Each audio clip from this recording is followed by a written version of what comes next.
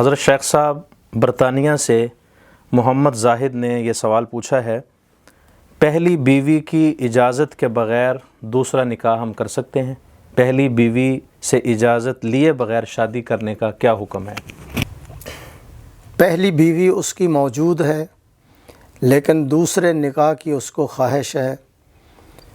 اللہ کا قرآن یہ کہتا ہے فَانْكِحُوا مَا طَابَ لَكُم مِّنَ النِّسَاءِ مَثْنَىٰ وَثُلَاثَ وَرُبَاعَ۔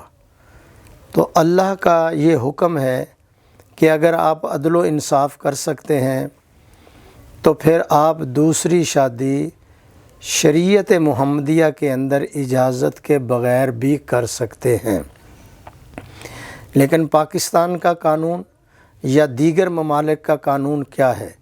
پاکستان کے اندر تو یہ ہے کہ پہلی بیوی کی اجازت کے بغیر خامد جو ہے دوسری شادی نہیں کر سکتا، لیکن شریعت مصطفیٰ کے اندر بغیر اجازت کے بھی شادی کر سکتا ہے، لیکن شرط یہ ہے کہ ان میں عدل و انصاف کرے، اور اگر ایک طرف جھکاؤ زیادہ ہے دوسری طرف کم ہو گیا، اس کو خرچہ زیادہ دیتا ہے اس کو کم دیتا ہے، اس کی طرف توجہ زیادہ دیتا ہے اس کی طرف کم دیتا ہے، تو قیامت والے دن میرے آقا صلی اللہ علیہ وسلم نے فرمایا یہ اس طرح دربار خداوندی میں آئے گا کہ اس کے جسم کا ایک حصہ جو ہے اس پہ فالج ہو چکا ہوگا۔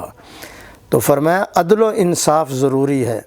ہمارے ہاں ایک بزرگ گزرے حضرت تھانوی رحمۃ اللہ علیہ، ان کی 2 بیویاں تھیں، لیکن وہ گھر کے اندر انہوں نے ترازو رکھا ہوا تھا، اگر 2 تربوز آتے تو تول کر دیتے، 2 خربوزے آتے تو تول کر دیتے۔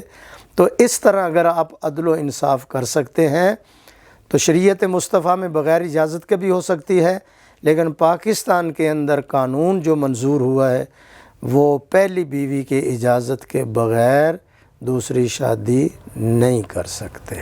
حضرت تھانوی رحمۃ اللہ علیہ کی 2 تھی، ہمارے کافی بزرگوں کی 2 تھی، لیکن ایک ہماری بہن ہے جس کا نام ام حسان ہے، اس سے اینکر نے سوال کیا کہ اگر آپ کا خامد دوسری شادی کرے تو آپ اس کو اجازت دیں گی؟ تو اس نے بڑا عجیب جواب دے کر لاجواب کر دیا اس کو۔ اس نے کہا جب اللہ اجازت دے رہا ہے تو میں کون ہوتی ہوں روکنے والی؟ جب اللہ اجازت دیتا ہے، مثنا قرآن تو 2 سے شروع کر رہا ہے، 1 سے شروع نہیں کر رہا، لیکن آگے چل کے قرآن کہتا ہے کہ عدل و انصاف ہو۔ جب اللہ کی طرف سے اجازت ہے، حکم نہیں ہے اجازت ہے، حکم نہیں ہے اجازت ہے، تو جب اللہ اجازت دیتا ہے تو اللہ کے قانون کے اندر یا قرآن کی موجودگی کے اندر بندہ اس کا انکار نہیں کر سکتا۔